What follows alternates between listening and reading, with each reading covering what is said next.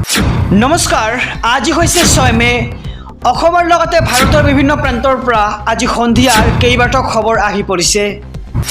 এই মুহূৰ্তত জনাইছোঁ আজিৰ প্ৰথমটো খবৰ। কাইলৈ ৰাজ্যৰ বিভিন্ন প্ৰান্তত অনুষ্ঠিত হ'ব পঞ্চায়ত নিৰ্বাচন আৰু পঞ্চায়ত নিৰ্বাচনক লৈ ৰাজ্যৰ 13খন জিলাত বন্ধ ঘোষণা কৰা হৈছে। আৰু কোন কোন জিলাত ঘোষণা কৰা হৈছে বন্ধ, এই মুহূৰ্তৰ খবৰ এছবি অসম মিডিয়াৰ সমুদৰ্শক লৈ।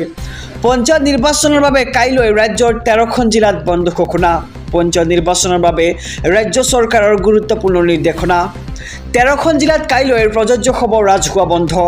ধুবুৰী, দক্ষিণ শালমাৰা, গোৱালপাৰা, বঙাইগাঁও, বৰপেটা, বজালী, নলবাৰী, কামৰূপ মেট্ৰকে ধৰি হোজাই, নগাঁও, মৰিগাঁও, দৰং জিলাত বন্ধ ঘোষণা কৰা হ'ব। অৰ্থাৎ বন্ধ থাকিব কাইলৈৰ দিনটোত। পঞ্চায়ত নিৰ্বাচনৰ বাবে কাইলৈ ৰাজ্যৰ 13খন জিলাত বন্ধ ঘোষণা কৰা হৈছে। পঞ্চায়ত নিৰ্বাচনৰ বাবে ৰাজ্য চৰকাৰৰ গুৰুত্বপূৰ্ণ নিৰ্দেশনা। আৰু 13খন জিলাত কাইলৈ প্ৰযোজ্য হ'ব ৰাজহুৱা বন্ধ। ধুবুৰী, দক্ষিণ শালমাৰাকে কেন্দ্ৰ কৰি গোৱালপাৰাৰ লগতে আৰু বহুকেইখন জিলাত বন্ধ ঘোষণা কৰা হৈছে কাইলৈৰ দিনটোত। এই মুহূৰ্তত জনাইছোঁ আজিৰ দ্বিতীয় নম্বৰ খবৰটো। ভাৰত আৰু পাকিস্তানৰ মাজত লাগিব নেকি যুদ্ধ? 24 ঘণ্টাৰ পিছতে বাজি উঠিব যুদ্ধৰ চাইৰেন। গৃহ মন্ত্ৰালয়ৰ জৰুৰী নিৰ্দেশনা। এই মুহূৰ্তৰ খবৰ এছবি অসম মিডিয়াৰ সমুদৰ্শক লৈ। 24 ঘণ্টাৰ পিছতে দেশত বাজি উঠিব যুদ্ধৰ চাইৰেন। দেশজুৰি চলিব যুদ্ধৰ মক ড্ৰিল। যুদ্ধৰ বাবে সাজু হৈছে নেকি এতিয়া ভাৰত? প্ৰতিখন ৰাজ্যলৈ গৃহ মন্ত্ৰালয়ৰ জৰুৰী নিৰ্দেশনা। এয়াৰ ষ্ট্ৰাইকক লৈ জৰুৰী নিৰ্দেশনা কেন্দ্ৰৰ। অহা 7 মে'ত প্ৰতিখন ৰাজ্যত হ'ব সুৰক্ষা সম্পৰ্কীয় মক ড্ৰিল। শত্ৰুৰ এয়াৰ ষ্ট্ৰাইকৰ সময়ত কেনেদৰে হ'ব সাৱধান? কেনেদৰে শত্ৰুৰ আক্ৰমণৰ পৰা ৰক্ষা পাব জনতাই? এই মুহূৰ্তৰ খবৰ জনাইছোঁ ৰাজ্যবাসীক যে সাধাৰণ নাগৰিকক লৈ মক ড্ৰিলৰ নিৰ্দেশ গৃহ মন্ত্ৰালয়ৰ ফালৰ পৰা দিয়া হৈছে ইতিমধ্যে। আৰু আকাশমাৰ্গেৰে আক্ৰমণ চলোৱাৰ সময়ত চাইৰেন বজোৱাৰ নিৰ্দেশ দিয়া হৈছে। নাগৰিক আৰু ছাত্ৰ ছাত্ৰীক দিয়া হ'ব প্ৰতিৰক্ষাৰ প্ৰশিক্ষণ। কিদৰে মানুহে নিৰাপদ স্থানলৈ যাব তাৰো দিয়া হ'ব অনুশীলন। আৰু 24 ঘণ্টাৰ পিছতে দেশত বাজি উঠিব যুদ্ধৰ চাইৰেন। দেশজুৰি চলিব যুদ্ধৰ মক ড্ৰিল।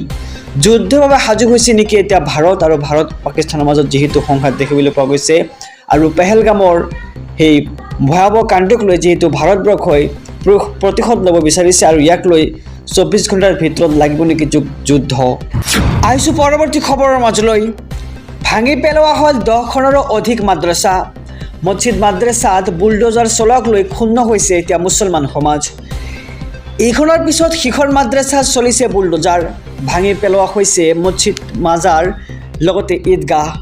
বিজেপি চৰকাৰে বন্ধ কৰি দিলে 100ৰো অধিক মাদ্ৰাছা আৰু 10খনৰো অধিক মাদ্ৰাছা বুলডোজাৰেৰে ভাঙি দিলে প্ৰশাসনে। মছজিদ মাদ্ৰাছাত বুলডোজাৰ চলোৱাৰ পিছতে কান্দোলনত ভাঙি পৰিছে মুছলমান সমাজ। চৰকাৰী ভূমিত অবৈধভাৱে গঢ়ি উঠিছিল মাদ্ৰাছাসমূহ। অবৈধ নিৰ্মাণ কাৰ্যৰ বিৰুদ্ধে কঠোৰ উত্তৰ প্ৰদেশৰ যোগী আদিত্যনাথ চৰকাৰ। ঘটনাবোৰে গৰজি উঠিছে স্থানীয় মুছলমান ৰাইজ আৰু বিজেপিৰ বিৰুদ্ধে মুছলমানৰ ধৰ্মীয় অধিকাৰ কাঢ়ি নিয়াৰ অভিযোগ দিয়া হৈছে। নেপাল সীমান্তৱৰ্তী জিলাসমূহত অবৈধভাৱে গঢ় লৈ উঠিছিল মাদ্ৰাছা আৰু মছজিদ আৰু ইখনৰ পিছত সিখন মাদ্ৰাছা চলিছে এতিয়া চৰকাৰৰ বুলডোজাৰ। ভাঙি পেলোৱা হৈছে মছজিদ, মাদ্ৰাছাৰ লগতে ঈদগাহ। আহিছোঁ আন এক খবৰৰ মাজলৈ। ৰাজ্যজুৰি অন্ধকাৰচ্ছন্ন আকাশ। প্ৰচণ্ড ধুমুহা বৰষুণ। 60 কিলোমিটাৰ বেগত আহিব ধুমুহা। ৰাজ্যজুৰি অন্ধকাৰচ্ছন্ন আকাশ। আহিছে প্ৰচণ্ড ধুমুহা বৰষুণ। আগন্তুক 60 কিলোমিটাৰ বেগত আহিব ধুমুহা। ঠায়ে ঠায়ে প্ৰচণ্ড শিলাবৃষ্টি দেখিবলৈ পোৱা গৈছে। আৰু আপোনাৰ অঞ্চলত বতৰৰ ৰূপ কেনেকুৱা কমেণ্ট বক্সত কমেণ্ট কৰি জনাওক। ধুমুহা আৰু বিজুলী ঢেৰেকনিৰ এলাৰ্ট দিয়া হৈছে বতৰ বিজ্ঞান কেন্দ্ৰৰ ফালৰ পৰা আৰু ৰাজ্যৰ কেইবাখনো জিলাত জাৰি কৰা হৈছে এলাৰ্ট। আপোনাৰ যদি জৰুৰী কাম নাথাকে তেন্তে আপুনি বাহিৰলৈ নোলাব। প্ৰতিকূল বতৰে তাণ্ডৱ চলোৱাৰ এলাৰ্ট বতৰ বিজ্ঞান কেন্দ্ৰৰ। এই মুহূৰ্তৰ খবৰ জনাইছোঁ যিহেতু আজি হঠাৎ বৰষুণ দেখিবলৈ পোৱা গৈছে ৰাজ্যৰ বিভিন্ন প্ৰান্তৰ আকাশত। আৰু আপোনাৰ অঞ্চলত বতৰৰ ৰূপ কেনেকুৱা? আৰু যদি আপোনাৰ কিবা জৰুৰী কাম নাথাকে তেন্তে আপুনি বাহিৰলৈ নোলাব। আৰু প্ৰচণ্ড ধুমুহা বতাহ আহিব আজিৰ দিনটোত আৰু প্ৰায় 60 কিলোমিটাৰ বেগত আহিব এই প্ৰচণ্ড ধুমুহা আৰু বৰষুণ। আহিছোঁ পৰৱৰ্তী খবৰৰ মাজলৈ। শুকুৰ আলী, এই নামটো কোনেনো চিনি নাপায়? এইবাৰ আৰক্ষীৰ জালত পৰিছে শুকুৰ আলী। মুহূৰ্তৰ খবৰ ৰাজ্যবাসীৰ বাবে।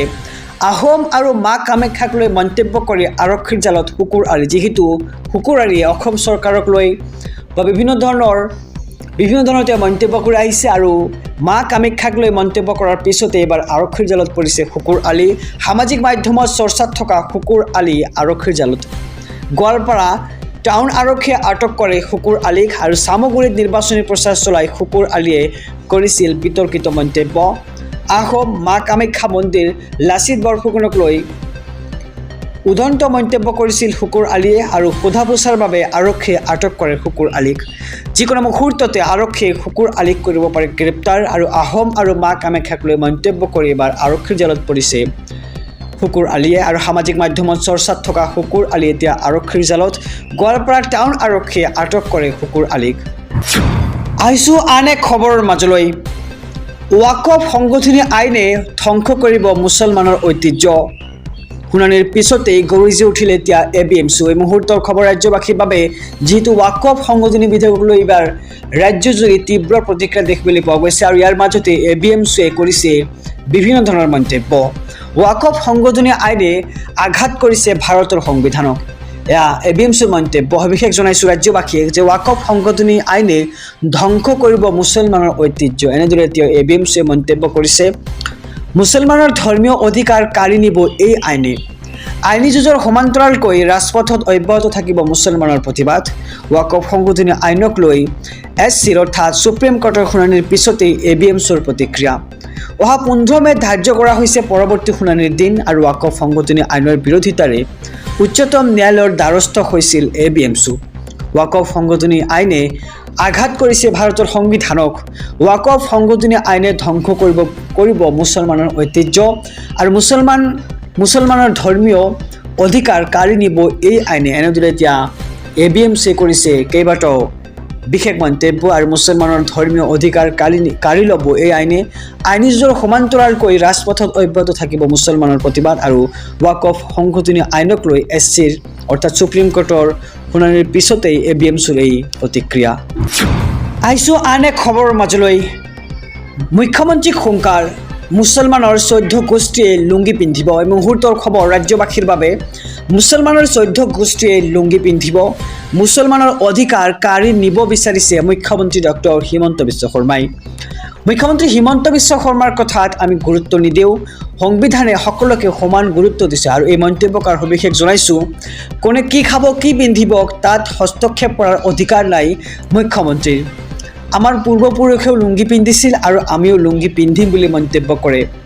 মুখ্যমন্ত্ৰীয়ে কৰা মন্তব্যক লৈ গৰজি উঠিল কংগ্ৰেছৰ বিধায়ক জাকিৰ হুছেইন সিকদাৰ। এই মুহূৰ্তৰ খবৰ জনাইছোঁ যে এতিয়া এনেদৰে মন্তব্য কৰে কংগ্ৰেছৰ বিধায়ক জাকিৰ হুছেইন সিকদাৰে আৰু মুছলমানৰ 14 গোষ্ঠীয়ে লুংগি পিন্ধিব। যিহেতু আমাৰ পূৰ্বপুৰুষেও লুংগি পিন্ধিছে আৰু আমিও লুংগি পিন্ধিম বুলি কংগ্ৰেছৰ বিধায়ক জাকিৰ হুছেইন সিকদাৰে কৰে বিস্ফোৰক মন্তব্য আৰু মুছলমানৰ অধিকাৰ কাঢ়ি নিব বিচাৰিছে মুখ্যমন্ত্ৰী হিমন্ত বিশ্ব শৰ্মাই। মুখ্যমন্ত্ৰী হিমন্ত বিশ্ব শৰ্মাৰ কথাত আমি গুৰুত্ব নিদিওঁ বুলি কংগ্ৰেছৰ বিধায়কগৰাকীৰ এনেদৰে মন্তব্য কৰা দেখিবলৈ পোৱা যায়। আহিছোঁ আজিৰ শেষৰ খবৰটোৰ মাজলৈ।